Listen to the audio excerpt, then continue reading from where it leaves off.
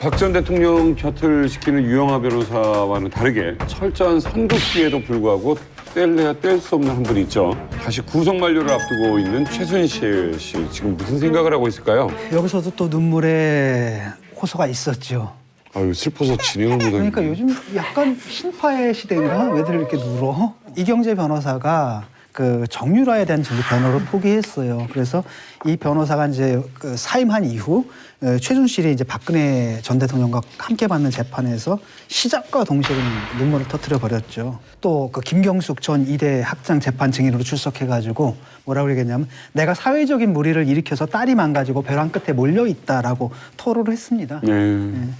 사실은 저는 그 최순실이 갖고 있는 모성애 이건 의심하지 않아요. 그렇죠. 왜냐하면 이 모든 사태가 이분이 갖고 있는 이 과대한 도에 넘는 이 모성애가 빗나간 모성애죠. 그렇죠. 빗나간 모성애가 이렇게 사건이거든요. 그러니까 아마도 굉장히 아팠을 거예요. 왜냐하면 자신에 대한 유죄 또 어떤 삼성에 대한 유죄 있지 않습니까? 그게 결국은 삼성에 대한 유죄 판결이 나면 논리적으로 돈을 받은 사람들은 유죄를 받을 수밖에 없잖아요. 네. 근데 그 맞아요. 판결이 하필이면 자기 딸의 입에서 나온 증언이었단 말이에요. 가슴이 아팠을 거예요. 아마. 뇌물죄는 필수적 공범관계라 그러잖아요. 주는 사람이 있으면 받은 사람이 있고 준 사람은 사실 몇 번 우리가 얘기를 했지만 공여자는 5년 이하의 징역이에요. 그리고 이제 이정 부회장 같은 경우는 5년 받았잖아요. 그러니까 뇌물만 관련해서는 최고형을 받은 거죠. 이제 물론 다른 것과 병합돼 갖고 5년이 나왔지만 뇌물 공여자가 실형을 받았다? 그럼 뇌물 수수한 사람은요. 더 이상 자동이지 볼 뭐. 게 없는 거예요.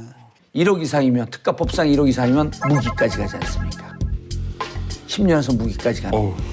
그러니까 이제 그 최순실 씨 입장에서는 이게 이제 변호인들이 계속 얘기해 주는데 이경재 변호사 같은 경우는 그런 면에서 무척 냉정한 분이거든요. 최종 3심까지 가서 어떻게 될지 모르지만 일단 1심에서 공여자가 유죄를 받았기 때문에 이거는 피할 수 없습니다. 라고 하면서 그 이후로 전체적으로 최순실 씨 법정 대응 태도가 달라지죠. 무너지는 듯한 모습이 보인 거예요. 뭐 무리를 일으켜 예. 다니는 거 이게 형량투쟁으로 가는 거죠. 재판에 협조하고 검찰 수사에 협조하고 이러면서 이제 검찰이 상대적으로 구형을 좀 낮게 이른바 개전의 정을 보여야 되는 건데. 그런 거밖에 이제 없는데 가능성이 전혀 없죠. 이재용 같은 경우는 재판부에서 형량 굉장히 고려해 준 거잖아요. 하여튼 자기들이 할 수 있는 사실은 굉장히 무리한 거죠. 부자연스러운 논리까지 동원해가지고 사실 5년으로 좀 때려준 네. 건데 최순실 같은 경우에는 사실 재판부에서 이렇게 고려할 그 저희가 없어요. 부담이 없는 거죠. 뭐. 안 원장님, 그 최순실 씨 뭐 아파트 보증금 관련해 가지고 그게 무슨 얘기입니까? 작년 9월 1일에 최순실 씨가 서울 강남에 뭐 유명한 주상복합 아파트를 임대했답니다. 그때 1년에 보증금 1억 5천, 한 달 월세 750만 원. 예, 정유라 명의로 했었죠. 그래서 또 그게 언론에 나가면 굉장히 유명해졌어요. 그런데 이제 구속 이후에 이 계약을 해지하고 보증금을 돌려줄 거 요구했더니 집 주인이 이 집이 최순실이가 살았던 걸 알려줘가지고 그로 계약자가 안 나타난다. 보증금 못 돌려주겠다 이렇게 한 겁니다. 세입자가 안 들어오는 안 들어오니까. 경제적 피해가 크다. 네. 그래서 이제 민사소송을 제기한 거죠. 민사소송을 제기해서 3달 만에 1억 2천만 원을 받아냈습니다. 아마 추측컨대 750만 원 4개월분 예. 뺀 것 같아요. 예. 4개월 빼고 이제 3천만 원 빼고 1억 2천만 원을 돌려주는 소송에서 승소를 했습니다. 그런데 이제 이게 언론에 이제 논란을 탔던 것은 본인이 정신과 치료를 받겠다라고 하면서 이 소송을 또 피해서 한 거예요. 이제 그래서 논란이 됐던 거죠. 정신과 치료를 받아야 되니까 재판받기가 어렵다. 아, 그러니까. 이제 그런데 근데 본인이 또 1억 2천만 원 뗄 수는 없다고 생각했겠죠. 응? 그건 뭐 그분나 이해가 가요. 한 마리 뗄 수는 없는 거지. 그 정신이 따로 있나 봐. 이거 재판받는 정신 따로 있고 그다음에 이거 돈 받아내는 정신이 따로 있어서 요 부분만 고장났다 이런 거죠. 이 근데- 집주인도 대단하신 분이에요. 그러니까 이제 정신과 치료라는 게 꼭 이제 이런 부분도 있죠.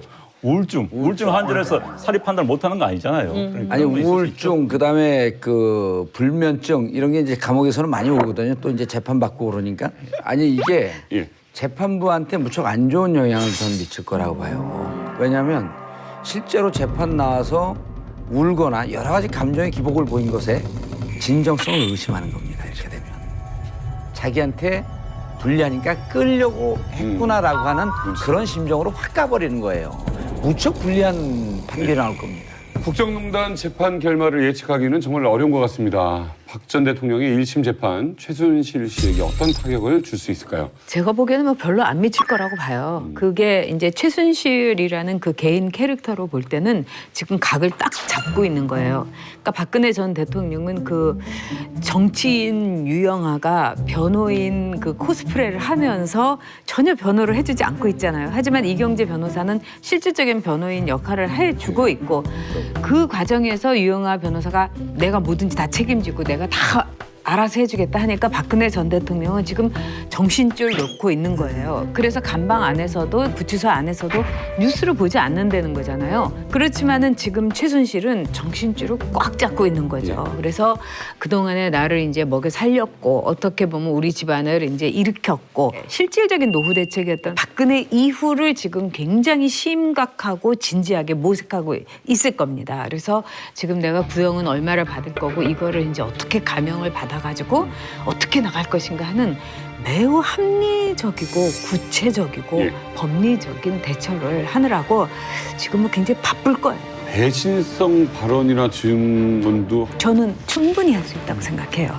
지금 이제 박근혜 전 대통령에 대해서 우리는 늘 배신의 트라우마가 있다. 그리고 배신자를 뭐 선거에서 심판을 해달라고까지 정말 맞아요. 현직 대통령이 이야기를 하는 이거 굉장히 몰상식한 거거든요. 정말로 박근혜 전 대통령을 배신한 사람이 누군가를 우리가 생각을 해보면은 최순실이잖아요. 그렇게 해서는 안 되는데 호가호위했고 그 속여가지고 무슨 뭐 K 미르 재단에서 이제 돈 긁었고 또한 두 번째 배신자는 또 유영아 변호사가 될 수도 있어요. 모든 거 내가 다 알아서 해주겠다 하면서 진짜 제대로 된 변론 하나 안 하고 제대로 된 형량 감형을 위한 그런 역할 제대로 하지 않고 박근혜의 진정한 트라우마는 이거죠. 사람 볼 줄 모르는 거. 약간 가슴도 좀 아프네요. 왜냐하면 이제 이분이 다 배신했잖아요.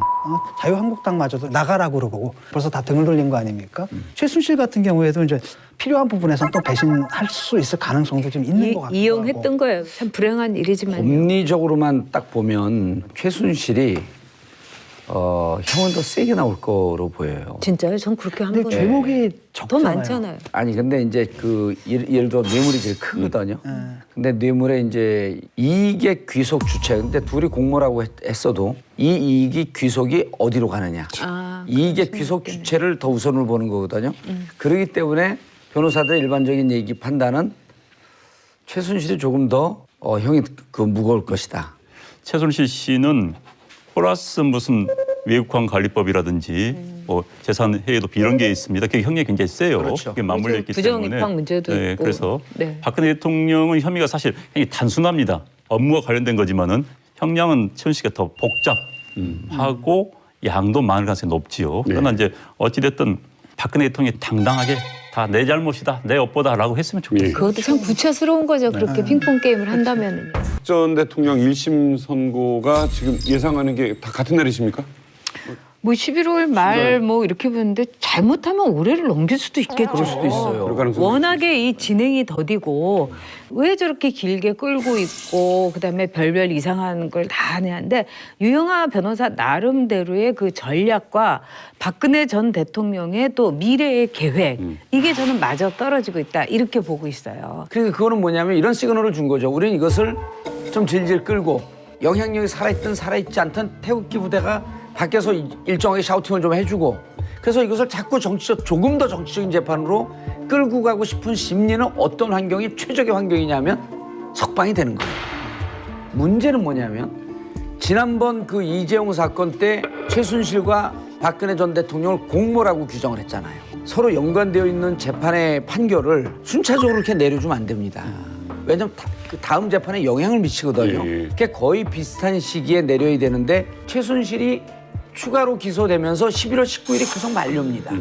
그럼 이 물리적 경우의 수를 따져보면은 결국은 박근혜 전 대통령은 최소한 11월 19일 전까지는 재판을 마쳐야 되는 겁니다. 안 그렇게 되면 11월 19일 지나면 이제 최순실 씨도 또 나와야 돼요.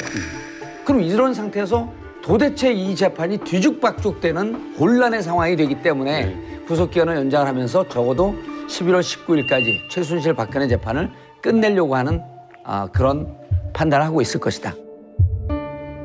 네, 추석 연휴 전 절절한 3위 인곡으로 법정을 눈물바다로 만들었던 한 남자가 있었습니다. 바로 정호성 전 비서관입니다.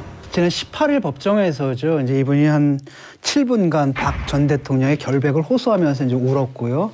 또 그 얘기를 듣고 이제 박 전 대통령도 이제 같이 우셨다고 하더라고요. 대통령님은 사실 가족도 없으시고 정말 사심 없이 24시간 국정에만 올인하신 분입니다. 그리고 부정부패 뇌물에 대해선 경기를 일으킬 정도로 결벽증을 갖고 계신 분입니다. 좀 더 잘 모시지 못했던 부분에 대해서 죄송스럽고 회한이 많습니다. 아니 그거는 가족 없고 뭐 이런 사람들 너무 많고 이러는데 있으신데 안 맞는 거죠? 아니 그렇죠. 있는데도 안 만나는데 뭘 없는 걸 갖고 얘기를 해요.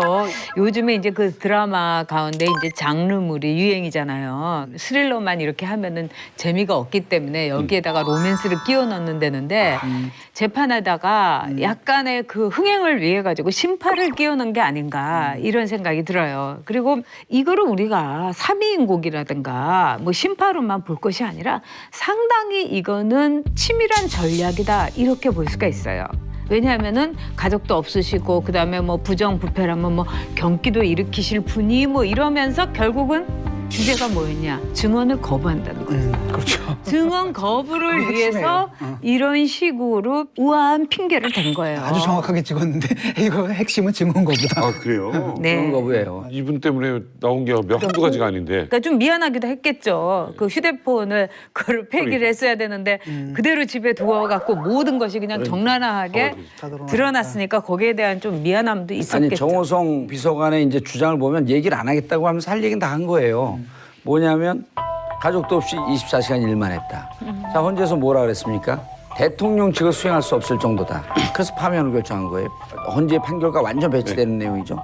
자 두 번째 뇌물이라고 한다면 경기를 일으킬 정도로 거부한다. 헌재의 탄핵 사유, 그다음에 뇌물죄로 기소한 검찰, 그리고 그 구속영장을 발부한 법원. 이거 다 부인한 거예요. 근데 그 전에 또 뭘 부인했습니까? 국회에서 234명이 탄핵안을 의결했잖아요. 네. 이 전체 과정을 다 부인한 거예요. 네. 자, 내용은 자기 주장 분명히 했습니다. 네. 그래서 이제 얘기를 안 하겠다고 한 건데 당론으로 들어가면 지금 말씀하셨듯이 자기 핸드폰에서 다 나왔는데 이걸 정면으로 부인해야 되거든요. 그럼 핸드폰은 귀신이 심어놓은 겁니다. 말이 앞뒤가 안 맞는 거죠. 여기서 이제 또 뭘 봐야 되냐면 전 개인적으로 문고리 3인방 중에 정호성 비서관이 제일 낫다라고 하는 많은 평인데 그거는 동의해요. 그런데 자 주군을 모시는 사람은 마지막에 결론을 내려야 됩니다. 충신이 될 것이냐 간신이 될 것이냐. 이분들은 안봉근이 경찰이나 이런 공무원들 인사에 관여하는 거 이재만의 농단 이걸 자기들끼리는 알고 있었던 거죠. 그럼 본인이 대통령에게 직언해서 쳐내고 대통령이 여기까지 오지 않도록 자기가 충심을 다해서 제대로 모셨어야죠. 무슨 자기가 모셨던 대통령을 변호하고 증거는 다 제출해놓고 나서 공직자로서 대통령을 모셨던 사람으로서 전혀 앞뒤가 안 맞는 행동이고 악어의 눈물 쇼했다. 한번 짚고 넘어가야 되는데 이제 그 주군이라는 말이 저는 정치에서 제일 싫어하는 말이 주군이에요. 굉장히 봉건적이고 전근대적이죠. 주군이라는 그런 생각으로 자기가 박근혜 전 대통령을 모셨던 것 자체가 저는 정호성의 유죄라고 근데 생각합니다. 비서관은 그럴 수 있는 거 아니죠. 비서관도 공복이에요. 이 국민을 대신해서 일을 해야 되지 박근혜 전 대통령의 산후비가 아니잖아요. 사실은 이렇게 된 때 결정적인 게 이제 자기가 남긴 자기 책임도 있는 거 아닙니까? 이런 부분에 대해서 올 수도 있는데 난 오히려 이제 의심되는 건 저 유영하 변호사. 이제 둘이 이제 같이 눈물을 흘렸는데 제가 볼 때는 약간 성격이 다른 것 같아요. 그러니까 달라요. 약간 자기가 자기 자신에 대한 감동을 해가지고 흘리는 눈물 같은 느낌이. 그런 거로 보여요. 약간 가족 같은 좀 특별한 관계 같아요. 근데 변호사가 사실은 변호사는 무조건 의뢰인의 이해를 위해서 활동하는 건 맞거든요. 그러나 늘 자기의 저울줄은 중립에서 객관적으로 보려고 노력을 그렇죠? 해야 돼요. 그 서초동에서 도는 소문 중에 하나가 최악의 캐스팅이다. 유영하는. 그러니까 예를 들어 내가 어떤 말을 할 때 이 말이 국민들한테 어떻게 들릴 것인가, 제3자한테 어떻게 들릴 것인가, 그다음에 특히 이제 판사한테 어떻게 들릴 것인가를 생각을 한 다음에 말을 해야 되는데 박근혜 전 대통령이 어떻게 들릴 것인가. 이것만 하는 거예요. 그다음에 거기에 대해서 자기가 엄청나게 활약을 하면서 거기서 자기가 자기에 도취돼서 감동해서 막 눈물을 흘리는 근데 그게 이런 박근혜 느낌이라는 대통령을 위한 겁니까? 아니면 자기를 위한 거죠. 제가 볼 때는 이런 생각이 들어요. 그러니까 이 유영하 변호사는요, 그 두 가지 특이한 점이 있어요.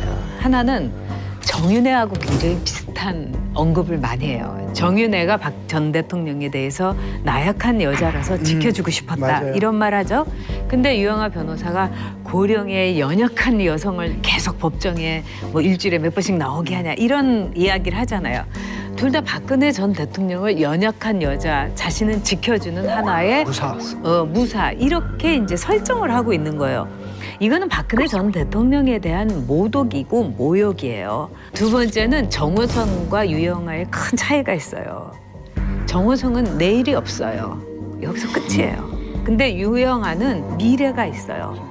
자, 박근혜 전 대통령이 이번에 선고를 하면은 아무리 어쩌고저쩌고 하더라도 뭐 10년 언저리, 15년 이 정도 받겠죠? 그러면은 우리 봉도사처럼 선거에 못 나가요. 근데 박근혜 전 대통령은 권력 없이는 살 수 없어요. 그래서 국회의원이라도 하고 싶어 할 거예요. 근데 할 수가 없다고요. 그럼 그때 박근혜 전 대통령의 아바타가 될 수 있는 그 가능성을 유영아는 지금 철저하게 계산하고 있는 거예요. 박근혜의 아바타로서 자신의 정치 생명을 네. 꽃피워보고 싶은 거예요. 어떻게 그리고 생각하세요? 박근혜 저도 전 좀- 대통령은 유영아를 통해 갖고 연정하고 싶은 거예요. 저도 이제 그 부분에 같은 생각인데 왜냐하면은 그 유영아 그 변호사가 하는 변호 행위다라는 게 박근혜 전 대통령한테 도움이 되느냐? 난 전혀 도움이 안 된다고 보고. 바로 그 점이에요. 저는 어느 날부터 유영아 변호사를 의심하기 시작했어요. 자기 정치하는 것 같아요. 조금이라도 뭐 형량을 줄여보고 그러니까 어떤 그게 혐의를 아니라는 거지. 덜어내고 이런 노력을 조금도 하지 않아요. 최악의 캐스팅이기도 하지만 더 정확히 얘기하면 미스캐스팅인 거예요. 아니 근데 이 얘기가 저는 좀 설득력이 있게 들리는 게 재판들 다 받아오셨잖아요. 너무 재판. 아니 근데 이게 뭐냐면요. 1심 들어갈 때 의뢰인하고 전략을 세웁니다. 자, 1심에서는 무죄 투쟁으로 갈 거냐, 양형 투쟁으로 갈 거냐. 그래서 1심에서 무죄를 한번 싸워보고 2심에서는 자, 이 무죄가 이제는 이렇게 되면 법원에서 안 먹히니 네. 인정하고 형량을 줄인 쪽으로 좀 가자. 유영아 변호사 이제까지 했는데 법리적으로요. 법리적으로 변호사들이 자, 이런 사건을 보면 이건 역사적인 사건이기 때문에 나중에 연선 자료로 쓰입니다. 근데 여기서 유영아 변호사가 한 것은 사례로 쓸 자료가 하나도 없는 거예요. 예. 그럼 이건 뭐냐면 이 재판 자체의 목적보다도 이 재판이 갖고 있는 외적 의미, 정치적 의미에 본인의 예. 포인트가 가 있다고 볼 수밖에 없는 거예요. 그 삼성 재판한 거 보세요. 그 재판부가 쩔쩔매잖아요. 검찰의 에이스와 변호업계 이 에이스가 붙어갖고 진짜 이건 용정호투예요. 검찰의 허점을 변호사가 끄집어내고 변호사의 허점을 검찰이 끄집어내면서 이게 진짜로 진검승부로 가고 있는데 지금은 그 메이웨더가 우리 동네 조그만 유치원 애들 두들겨 패는 것 같아요. 그럴 정도로 완전히 이 검찰과 급이 안 맞습니다. 목표는 딱 하나예요. 박근혜에 대한 독점권. 그러니까 이런 게 설득력이 있다고 보이는 거예요. 유영아 변호사는 국회의원에 도전할까요? 당연히 하죠. 저는 인생에 배지를 꼭 한번 달고 싶은 그 욕망을 갖고 도전하는데 초저녁 별을 못 봤는데 새벽별을 볼 수 있을까요? 아니요. 근데 이럴 수 있는 거죠. 그러니까 예를 들어가지고 가능하죠. 내가 문재인 정권에 의해서 정치적 탄압으로 인해 가지고 구속이 돼 그러니까 있는데 대구 달성이라고 생각하면 봐라. 생각이 좀 틀려지네. 이 판단을 갖다 당신들한테 맡기겠다. 정말로 박근혜 전 대통령이 무죄라고 생각한다면 나를 당선시켜달라. 이러면 이제 선거 전략이 되는 거죠. 아니 그렇기도 거기에 하고. 선대위원장이 네. 진중권 교수가 하면 되겠네. 아니요, 논리가 그렇기도 좋아. 하고. 논리가 됐네, 이미. 예. 유영아 변호사가 박근혜 전 대통령에 대한 독점권을 갖고 있으면서 나를 당선시키는 것이 박근혜 전 대통령의 정치적 무고를 사면이다. 정치적 네, 사면이다. 무죄를 그렇게 증명하는 거다. 이런 논리를 가지고 TK 지역에 간다면은 제가 보기에는 그러네요. 배지를 달 수가 있어요. 그럼 또 두 박근혜 대통령이 번째는 내년 지방선거에 직접 나오지 못한 방법이겠네. 경북 도지사 선거로. 아니 그게 가능하지. 그렇죠. 대신해서 법적으로 되지. MB 왜냐면 아직 아바타로. 판결이 안 났으니까. 그리고 또한 이제 그 유영아 변호사는 아까 뭐 초저녁별을 못 봤는데 새벽별을 보겠냐. 그런데 그건 또 달라요. 예. 초저녁별을 보려고 했는데 못 본 사람은 새벽별이라도 보고 싶어 하는 거예요. 유영아 변호사가 보면은 4번인가를 당의 공천을 받았어요. 오. 근데 맨날 떨어졌어요. 그렇죠. 4번 그래가지고 받았어요? 막판에는 박근혜 전 대통령이 어떻게까지 했냐면은 진짜 비례나 마찬가지인 그 강남에다가 단수 공천을 줬어요. 그랬는데 그 옥새 들고 김무성 나르샤. 그 저기 대표가 무성이 나르샤 해갖고 당 옥새 들고 나르샤. 그 도장을 들고 튀어버린 거 아니겠어요? 아 그게 희생자가 유영아예요? 그게 아니요. 유영아 변호사예요? 그렇죠. 그래서 유영아 그 후보는 그때 다 되는 줄 알았죠. 정말 꼬여도 이렇게 꼬일 수가 있는가 이렇게 생각해서 국회의원 배지에 대해서 아마 포환이 있을 겁니다. 그런데 유영아 변호사는 끝내 공천을 못 받은 못 거고. 받은 거예요. 대박이십니다. 몰랐어요? 난 유영아 나 그것도 몰랐어. 변호사인지 몰랐어요. 몰랐어. 당시 몰랐죠. 이제 네. 그 당시에 세 군데 이제 유승민 지역구, 이재호 지역구, 그다음에 유영아 지역구였는데 그리고 와, 또 박근혜 전 대통령이 엄청난 혜택을 줬어요. 사실 우리 당에서 전전당에서 이 두 번이나 떨어지잖아요. 세 번째는 공천을 받기가 어려워요. 왜냐하면 그 지역위원장도 못 받지. 그렇죠. 근데도 그냥 꿋꿋하게 받았던 거죠. 처음부터 지금 박근혜 대통령이나 박근혜 대통령을 둘러싼 최측근, 뭐 유영아 변호사 등 좀 오판을 하고 있어요. 난 그렇게 생각을 해요. 어떤 오판? 그러니까 헌법재판소에서 탄핵 소추가 되지 않을 것이란 너무나 강한 믿음을 가지고 있었던 거예요.